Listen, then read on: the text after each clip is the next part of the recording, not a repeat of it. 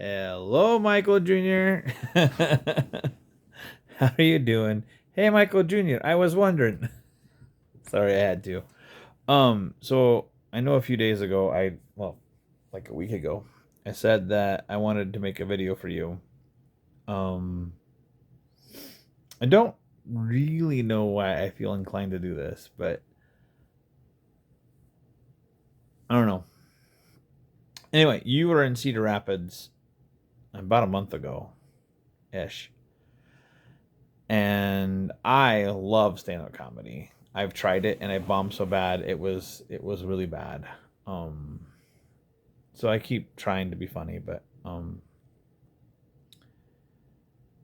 so I love stand-up comedy and I loved your work in War Room. I actually own one of your CDs or your DVDs. The one that you did in church. We're like, man, we're doing comedy in church. I also learned that my name travels. My name is Steve. Travels. Um, and I was really excited to come see you in Cedar Rapids. A little bit about me. Um, past pastoral student. Um, thought that's what I was supposed to do with my life, and then basically God said no. And then things happened in my own personal life that led me to just leave the church altogether. Um, Grover Levy sings a song about some of the stuff called "If You Want to Lead Me to Jesus, You Better Find a Better Way." Basically, there's a lot of things that happened in my life that were hard. A lot of things that I'm not going to go into them like the second, but there was a lot of things. And the breaking point was meeting the girl of my dreams, only to have her vanish for whatever reason. And I was just like, you know what? This life that is supposed to be full of love and promise and everything no longer feels like it's love and promise. It feels like pain and suffering. And there's way more to it than that, but that's just anyway. So before you came to Cedar Rapids, I hadn't been in a church in probably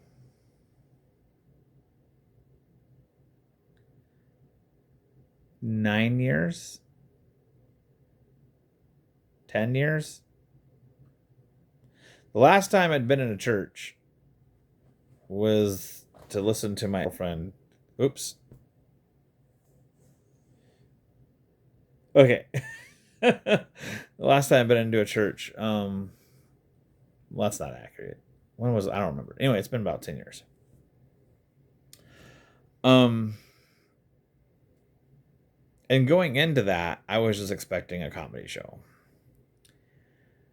What happened in that building was ridiculous. There were times that I was feeling things I hadn't felt in a really long time. Actually, hearing like that feeling of God speaking to you, and I was like, no, whatever. Doesn't happen that quickly. And there was just things that you were talking about that just hit me on so many levels. Like when you made the joke about living in on 1997 Lumina Drive in New York City, and then you explained it, and I was like, "Yep, I've been there." And not knowing where your next meal was going to come from, but just hoping and praying it was going to happen. I was like, "Yep, been there." And your testimony struck so many chords with me inside of me that I was just like, okay. And then I felt that burning in my heart, that conversation that says you're supposed to give your money to Michael and he's going to do something with it. And I was like, nope, that's not God. That's God doesn't talk to me anymore. God doesn't do that. Ooh, I'm covering up the microphone. God doesn't talk to me anymore. God doesn't do that. So no, that can't be what you're saying.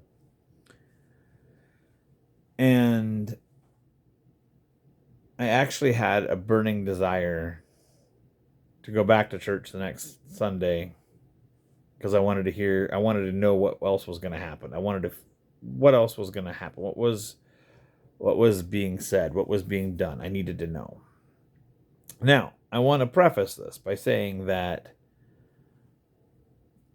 part of the reason I went was because I wanted to get the chance to talk to you, to invite you to come talk about your life on the show that I do on YouTube called A Mile in Your Shoes. Technically, it's not my show, but it just, yeah. Anyway. So, Sunday comes, and as usual, I'm late.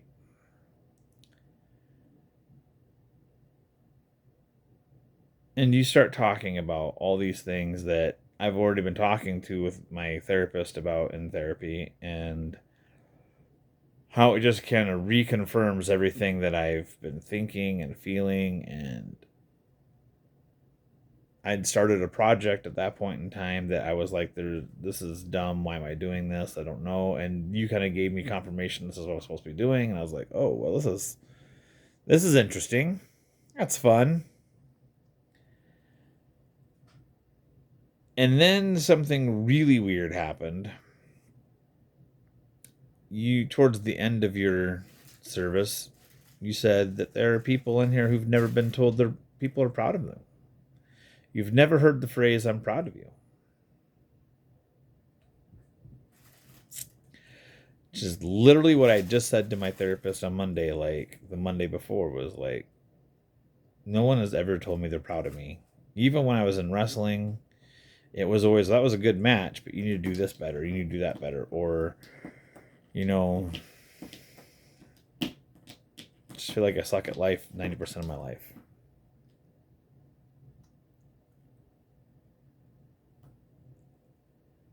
And you helped make some things happen, and that was really cool for other people. And it was just an awesome, like, maybe I should be back in church. Maybe that's what I should be doing. I don't know. So my son goes to use the restroom. Service concludes. And I'm sitting in the pew, wiping my ears because apparently I was cutting onions in the aisle.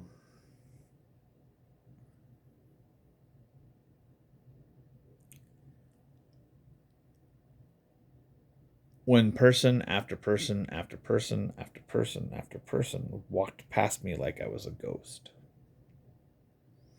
And all the things, all the reasons why I had walked away from the church resurfaced. In this moment of triumph that I was feeling, this moment of being felt and being seen and being heard, and actually being told that I was God's voice that was talking to me about giving the money, and I didn't do it.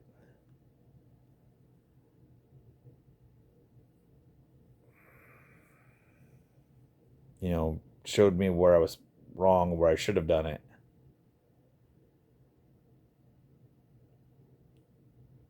But having all those people walk right past me, 60 or 70 of them just right past me like I was just a ghost.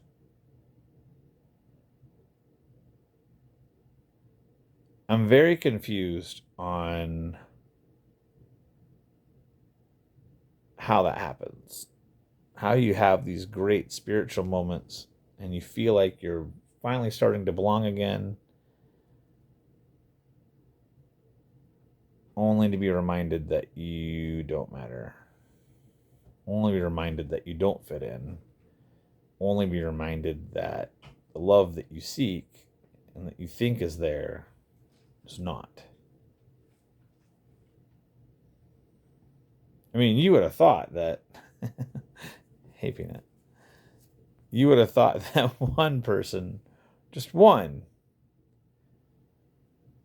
if you're being led back to the water, if you're being led back to feeding, if you're being led back, you would think that one person would have heard that voice go, ching, that person needs to be talked to.